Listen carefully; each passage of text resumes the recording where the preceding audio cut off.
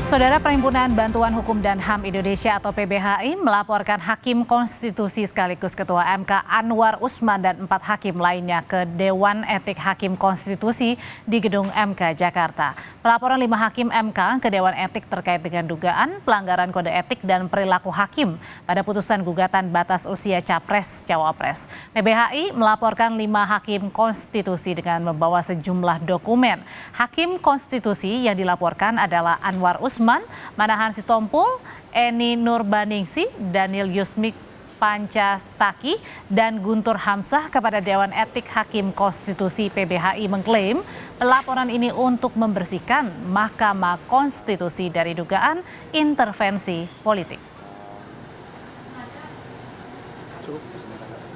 Menyoroti 3 aspek utama ya. Pertama soal administrasi, yang kedua soal formil, dan yang ketiga soal material kaitannya dengan substansi.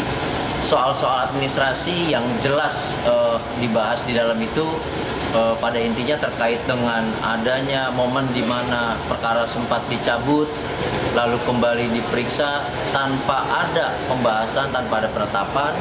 Lalu soal formil misalnya terkait dengan legal standing atau kedudukan hukum, di mana perkara yang diajukan itu membahas soal umur, soal pengalaman, tapi itu yang tidak terlihat dari profil si pemohon yang justru merujuk pada satu nama, Gibran Rakabuming, yang merupakan wali kota Solo. Sebelumnya dalam sidang gugatan batas usia Capres-Cawapres yang diputuskan oleh Mahkamah Konstitusi, 4 hakim menyatakan pendapat berbeda atau dissenting opinion terkait dengan bolehnya kepala daerah ikut Pilpres meski belum berusia 40 tahun. Mereka adalah Aldi Isra, Arif Hidayat, Suhartoyo, dan Wahidudin Adams. Sementara untuk 5 hakim lainnya setuju dengan norma baru itu.